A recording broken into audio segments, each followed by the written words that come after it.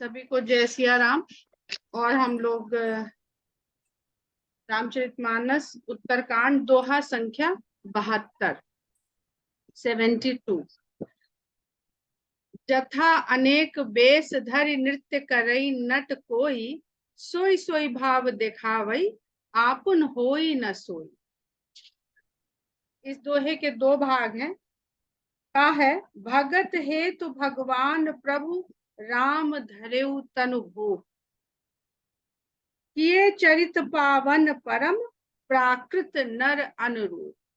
जिस प्रकार प्राकृत मनुष्य धरती पे जन्म लेता है, भगवान ने वैसा ही रूप उसके अनुसार रूप धरा। लेकिन कारण क्या था? भगत है तो भगवान प्रभु, भक्त के लिए भगवान ने मनुष्य का रूप धरा। अब यहाँ पर जो फर्क की बात है कि धरेउ तनु भूप, राम धरेउ तनु भूप और प्राकृत नर अनुरूप। हम सभी जिस तरह से इस संसार में आते हैं, परंतु हमारी अपनी कोई इच्छा उसमें शामिल नहीं होती, हमारा कोई नियंत्रण उसमें नहीं होता। और ये बार बार मानस में लिखा जाता है कि निज इच्छा, भक्त के कारण, पर किसी दूसरे की इच्छा से नहीं, स्वयं की इच्छा से। इसलिए वो स्वयं के ही अधीन है। भगवान केवल स्वयं के अधीन है, भक्तों के वश में हो जाते हैं, भक्तों के अधीन हो जाते हैं। ये इतना एक दूसरे का मिला हुआ भाग है कि इसको समझने में ही कंफ्यूजन हो जाता है कि एक तरफ तो वो अपने ही अधीन है और फिर भक्तों के अधीन हो जाते हैं, भक्तों के अधीन हो जाते हैं तो नर बन के चले आते हैं। और फिर जथा अनेक बेश धरि नृत्य करई नट कोई, सोई सोई भाव दिखावई आपुन होई न सोई। पर वो जो बुद्धि जहां भ्रमित होती है, वो इस दोहे से वो चीज स्पष्ट हो जाती है कि वो कर सब कुछ रहे हैं उसी तरह से जैसे इस संसार में आने के बाद जीव करता है, परंतु वो जीव हो नहीं जाते। ये कुछ ऐसा ही है कि जैसे हम भी उस चेतना के साथ, ब्रह्म की चेतना के साथ संसार में आते हैं, पर हम भूल जाते हैं। अगर हम उस स्वरूप तक अपने ये जीवन की जो यात्रा है, उस जीवन की यात्रा में अपने उस स्वरूप तक पहुंच जाएं, यही हमारे जीवन का लक्ष्य है, और कोई लक्ष्य है नहीं। वो लक्ष्य तक हम कैसे पहुंचे, इसके लिए ही ये बार बार कथा पढ़ी जाती है, सुनाई जाती है, दोहराई जाती है। जिस प्रकार हमने बताया कि जो रामायण है वो सूर्य की तेज की तरह एक कथा है, इसमें ओजस्विता है, सूर्यवंशी कथा है। सूर्यवंशी अर्थात सूर्य के जैसे चरित्र वाली। तो सूर्य के पास जो तेज है, जो ओजस्विता है, जो ऊर्जा है, जो प्रकाश है, वो कहाँ से आया है? वो ब्रह्म का तेज है, ब्रह्म का प्रकाश है, ब्रह्म की ऊर्जा है, जो सूर्य के रूप में अंतरिक्ष में प्रकट होती है, हमको अपनी आंख रूपी इंद्रिय से दिखाई देती है। और फिर उस सूर्य और सविता, जिसको हम लोग अग्नि और उसकी दाहिका शक्ति कहते हैं, सूर्य और सविता को अलग करके समझना बहुत कठिन है, बहुत कठिन है। अगर सूर्य है तो कहीं ना कहीं से उसका सविता क्षेत्र बना है, तब वो सूर्य हुआ है। और वही सविता जो सूर्य का आधार होती है, वो जब धरती पर आती है, धरती तक आती है, उसी को सावित्री कहते हैं। तो वो जब धरती तक आती है तो वहां यहाँ कितने रूप लेती है? सूर्य की किरण जो ऊर्जा ले करके सूर्य से धरती पर आके टकराती है, तो वो कितने रूप लेती है?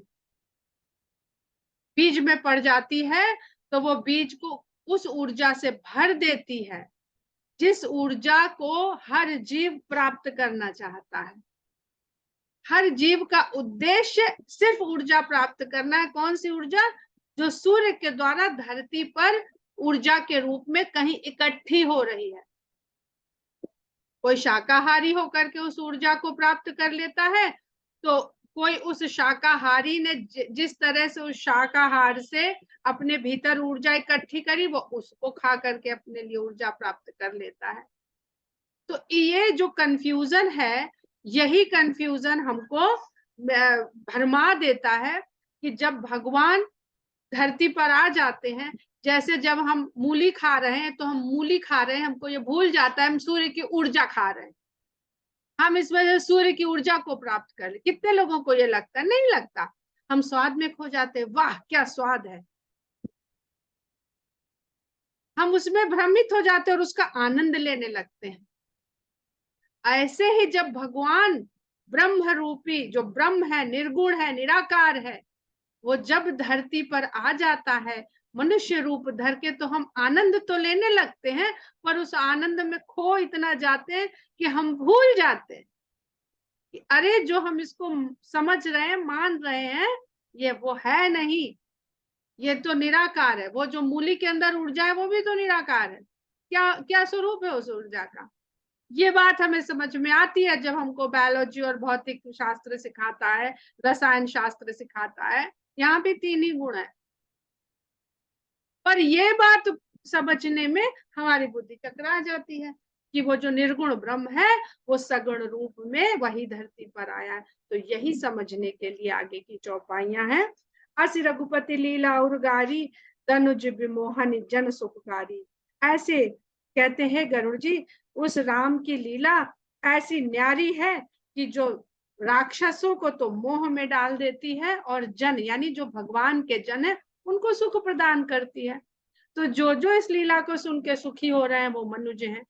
जो जो इस लीला में तमाम प्रश्न, तमाम तर्क, तमाम पूछताछ कर रहे हैं, वो मोह में पड़े हुए हैं, वो धनुष की भांति है। जे मति मलिन विषय बस कामी। अब कौन कौन मोह में पड़ जाते हैं? जिनकी बुद्धि मलिन है, जिनके आचार विचार व्यवहार में कहीं ना कहीं मलिनता है। मलिनता क्या है? हम लोग शुरू से पढ़ते चले आ रहे हैं, जो माया का पहला अहंकार, उससे सारी मलिनताएं पैदा हो जाती हैं। वो पिता है हर मलिनता का। काम क्रोध देश, काम क्रोध द्वेष मोह शोक राग।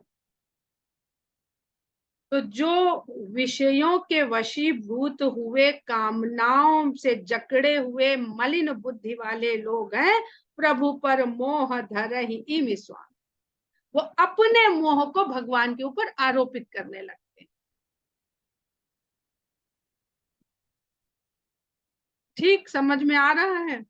नयन दोष जाकह जब होई, पीत बरन ससे कहूं कह सोई। जो कल हमने अपनी आंखों का आप लोगों को उदाहरण दिया था, तो जिसको नयन दोष हो जाता है, नेत्र विकार हो जाता है, मोतियाबिंद हो जाता है, उसको चंद्रमा पीला दिखने लगता है, धुंधला मटमैला।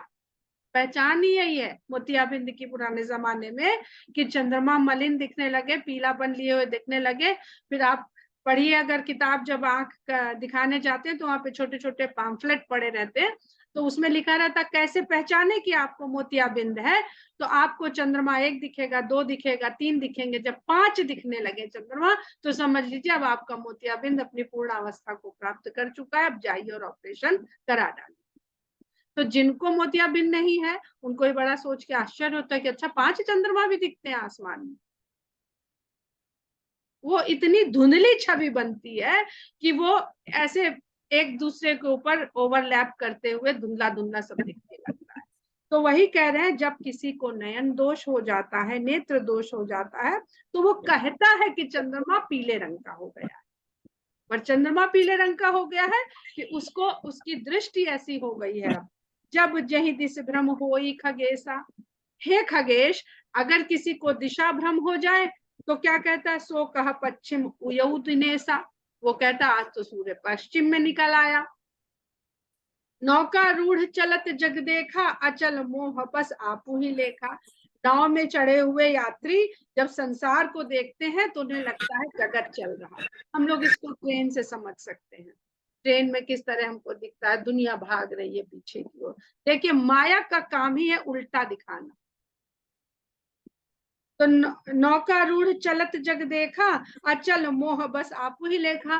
मोह के वशीभूत होकर के वो अपने को अचल मानता है, अपने को अचल मानता है। म्यूट रखिए प्लीज, म्यूट रखिए उषापति जी।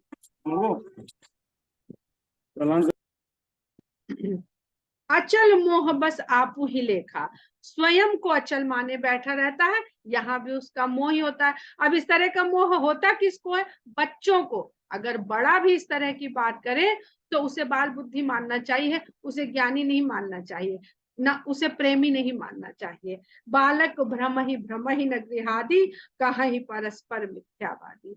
जब बालक गोल गोल गोल गोल तेजी से चक्कर लगाता है तो बचपन में बड़ा खुश होता है कि सारी, हम सब ने ये खेल किया है, खूब तेजी से पार्क में हाथों में घूमते हैं और वाह क्या दुनिया घूम रही है, बड़ा मजा आ रहा, बड़ा मजा आ रहा, बड़ा मजा आ रहा। इवन जब हम स्थिर हो जाते हैं कुछ देर तक वो संसार में घूमता रहता है, तो हमें माया ने इतने चक्कर लगा दिए हैं कि हम स्थिर होकर भी हमें लग रहा है कि ये दुनिया ही घूम रही है।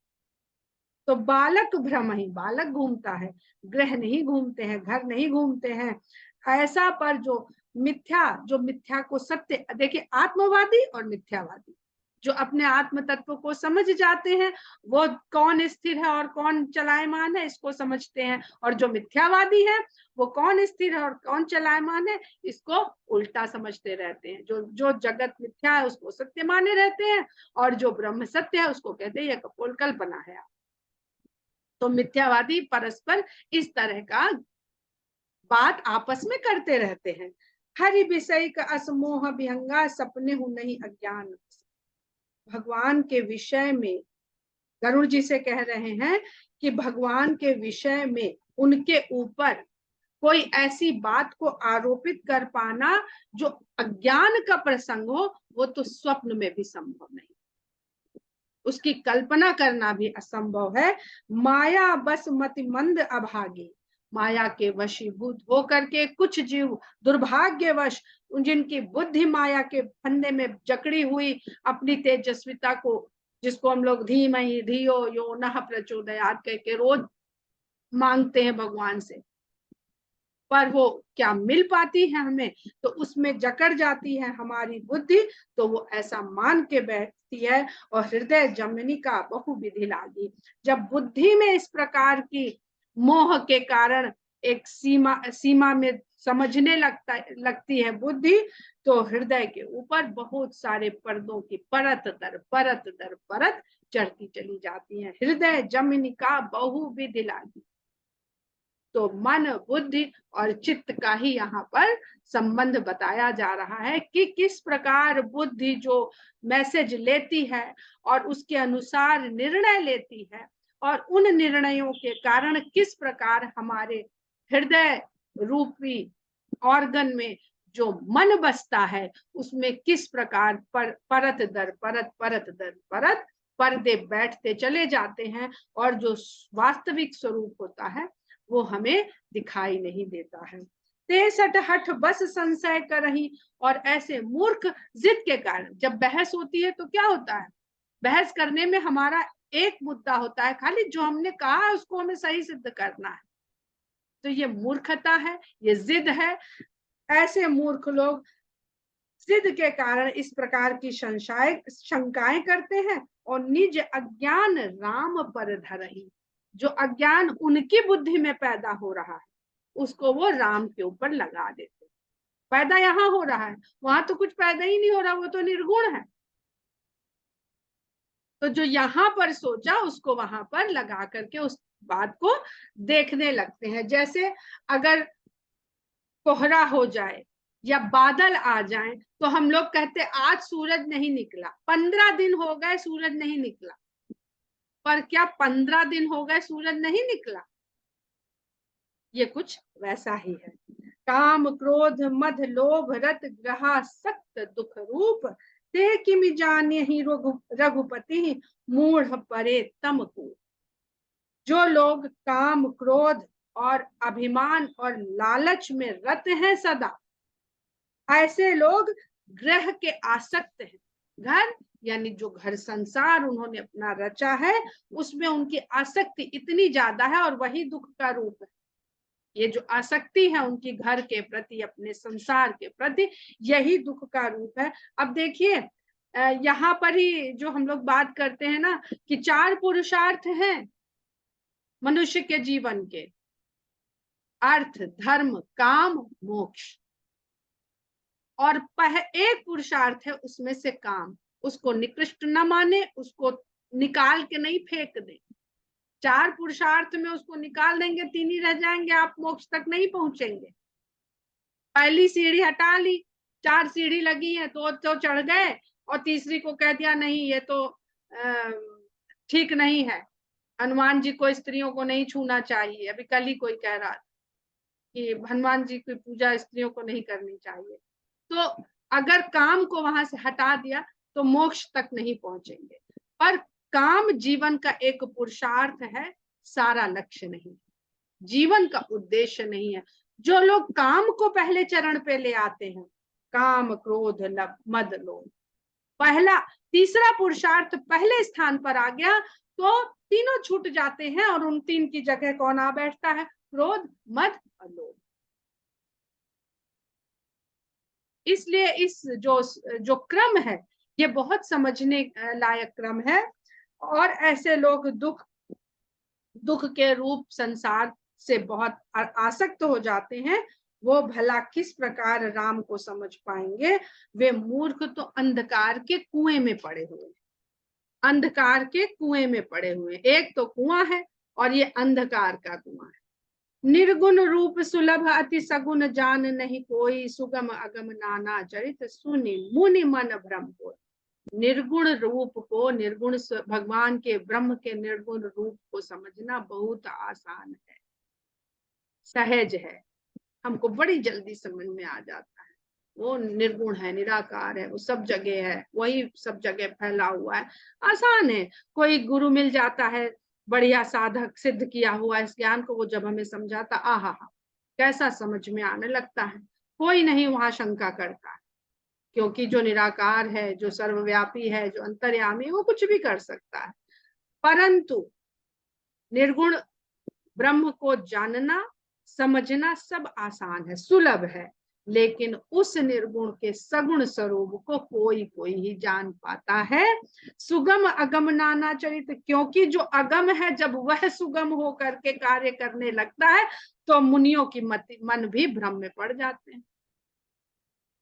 अब ये जो दूसरी लाइन है इस दोहे की, सुगम अगम नाना चरित सुनि मुनि मन भ्रम होई, कि जो हर प्रकार से अगम है वो इतना सुगम कैसे हो गया कि पुत्र बन के आ गया, वो खेलने लगा मित्रों के साथ, भाइयों के साथ, वो गुरुकुल में जाके शिक्षा लेने लगा।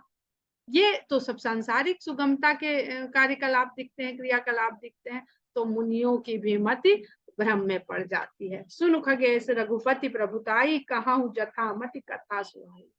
कहते हैं काकभूषुंडी जी कि हे खगेश, भगवान राम की जो महिमा है उसको मैंने कथा के रूप में जितनी मेरी मति थी उसके अनुसार कहाऊं जथा मति कथा सुहाई। यही विधि मोह भयो प्रभु मोही, सो सब कथा सुनाऊं। और आप ये जो बोराए बोराए फिर रहे हैं, यहाँ तक चले आए हैं 10 जगह चक्कर लगा करके कि मुझे मोह हो गया है भगवान के ऊपर, अपने भगवान के ऊपर शंका हो गई है, इसका निवारण करवाना है मुझे, तो आप अकेले नहीं हैं। जिस प्रकार मुझे भी प्रभु के ऊपर मोह हो गया था, अब वो कथा कहता हूँ, अब वो सुन लीजिए आप। राम कृपा भाजन तुम ताता, हरि गुण प्रीत मोह सुख दाता। मैं आपसे ये कहने क्यों जा रहा हूँ? आदमी अपनी कमियों को कहता नहीं, अपनी कमियों को किसी से नहीं कहना चाहता, अपनी कमियों को सुपात्र के सामने कहना चाहिए। नहीं तो भी कहीं एक शेर सुन रहे थे कि रो रो के आपका हाल पूछेंगे और हंस हंस के लोगों से बताएंगे। तो जो आपकी कमियां क्या है? आपके दुख, आपके कष्ट, आपके जो जीवन में क्या कहते हैं, असुविधाएं, परेशानियां, तो इनको गरुड़ जी काकभूषुंडी जी कह रहे हैं कि आप राम की कृपा के पात्र हैं, आपको मेरे पास भेजा गया है तो आप कृपा पात्र तो हैं। राम कृपा भाजन तुम दाता, हे तात, आप राम की कृपा के भागीदार हैं, आप उस भाग को पाने वाले हैं। और आपको हरि गुण प्रीति, आपका हरि के गुणों में सुनने में जानने में बहुत प्रेम है। और आपके आने से मुझे सुख दिया है, आपने मुझे सुख देने वाले हुए हैं। ताते नहीं कछ तुम्हें ही दुरावो, परम रहस्य मनोहर गावो। हे तात, इसलिए मैं अब आपसे कुछ भी छुपाऊंगा नहीं, और जो परम रहस्य है, सुंदर है, वो मैं आपके सामने गाता हूँ। गा गा के कहता हूँ, चुप्पे से काना फूसी से नहीं बता रहा हूँ, गा के बता रहा हूँ। सुपात्र मिल जाए तो आप सब कुछ कह सकते हैं। सुनहु राम कर सहज स्वभाव, जन अभिमान न राखेगा। राम का ये बहुत सीधा सिंपल स्वभाव है कि वो अपने लोगों का यानी अपने भक्तों का अभिमान उसके पास रहने नहीं देते। अभिमान सब कुछ दे देंगे, उसके अस्तित्व में कहीं अभिमान रह जाए, नहीं, ये उनको बर्दाश्त नहीं। वो वहां उसको ठिकाना नहीं बनने देते हैं। चाहे ये पूरी कथा में हम लोग ने बालकांड में नारद जी को और फिर हनुमान जी के कई प्रसंग सुने कि किस प्रकार भगवान चुपचाप, नारद जी तो बड़े गुस्सा उस्सा भी हो गए थे, हनुमान जी तो बेचारे गुस्सा भी नहीं हुए, जान भी नहीं पाए। और जब जब उनके मन में अभिमान आया, भगवान ने उसे धीरे से वहां से हटा दिया, साफ कर दी वो जगह। और कहा घुसुंड जी अब अपना बताने जा रहे हैं। संस्कृत मूल सूल प्रदनाना, सकल जो आप शोक अपने आप करते हैं, अपने आप करते हैं। हाँ, जो अपना काम करते हैं वो। संस्कृत मूल सूल प्रदनाना, ये जो संसार है, रचा हुआ संसार है, इसकी जो जड़ है वो शूल प्रद है, वो सिर्फ दुख को देने वाली। क्यों? क्योंकि ये संसार रचा ही गया है कि जो रचेगा वो एक दिन हटेगा, मरेगा। तो इस संसार का बेसिक फॉर्मूला क्या है? जन्म और मरण। वो दूसरी बात है कि किसी की जन्म, किसी का इसके बीच का जो समय है वो 100 साल है, किसी का 50 साल है, किसी कुछ घंटों है, तो किसी का अरबों साल है। हम लोग पृथ्वी की उम्र आज जानते हैं कि कब उत्पन्न हुई थी और कब ये समाप्त हो जाएगी। इवन सूर्य की भी उम्र हम लोग जानते हैं कि ये कब बना था और कई अरब खरब वर्ष बाद उसकी ऊर्जा अपने में ही ऐसे ऐसे ऐसे ऐसे करके वो भी खत्म हो जाएगा। तो कह रहे हैं इसका तो जड़ ही यही है, जन्म और मरण। तो सकल शोकदायक अभिमाना, और यही जो है ये सब तरह के शोक को और अभिमान को देने वाली है। ताते करहि कृपा निधि दूरी, सेवक पर ममता अति भूरी। इसलिए कृपा निधान अपने भक्त जनों से इसकी दूरी बनाए रखते हैं। और इसलिए क्योंकि उनका अपने सेवकों पर बहुत अधिक ममत्व है। अब वो निर्मम होते हुए भी किस प्रकार ममता से भरा हुआ है, ये विरोधाभास आपको हमेशा मिलेगा उत्तरकांड में। पूरी रामायण में मिला है पर उत्तरकांड में बहुत मिलेगा। क्योंकि अगर निर्गुण सगुण हो सकता है तो फिर वो निर्मम ममत्व से भरा हुआ क्यों नहीं हो सकता? पर वो किसी चीज में लिप्त नहीं होता। अगर उसकी निर्ममता है तो वो भी किसी कारण नहीं है, अकारण है, अहेतुक है। और अगर उसको आप पर ममत्व है तो वो भी अहेतुक है। पर इस संसार में ज्यादातर लोगों का जीवन किसी न किसी कारण से जुड़ा होता है। संसार उत्पन्न हुआ, उसके पीछे भी कारण है, उसी को तो खोज रही है सारी दुनिया। पर केवल भगवान है जो कारण से परे है, जो कारण का कारक है। जिम शिशु तन ब्रन होई, गोसाई मातु चिराव कठिन की। जैसे बच्चे के शरीर में अगर फोड़ा हो जाता है तो बहुत कठिन होता है, पर माता उस फोड़े को चिरवा देती है। यद्यपि प्रथम दुख पावई, रोवई बाल अधीर। यद्यपि जब उस फोड़े को चीरा जाता है तो बच्चा बहुत फूट फूट के रोता है, बहुत अधीर होता है, नहीं नहीं नहीं, नहीं चिरवाएंगे, नहीं चिरवाएंगे। व्याधि ना सहित जननी, गणति न सो शिशु पीर। लेकिन उसको चिरवा करके ही बच्चे की व्याधि का नाश होगा, ये माता जानती है। और वो उस समय जो शिशु रो रहा है उस पर ध्यान नहीं देती है, उसको नहीं गिनती है। तिम रघुपति निज दास कर, हरहि मान हित लाभ। तिम रघुपति निज दास कर, वैसे ही उसी भावना की तरह से राम अपने दास का, अपने सेवक का मान हर लेते हैं, क्योंकि वो जानते हैं कि इसका कल्याण इसी में है। अगर मान इसके भीतर रह गया तो फिर ये अपना नाश खुद कर लेगा। फिर किसी को कुछ करने की जरूरत नहीं है। तुलसीदास ऐसे प्रभु ही कस न भजहु भ्रम त्याग।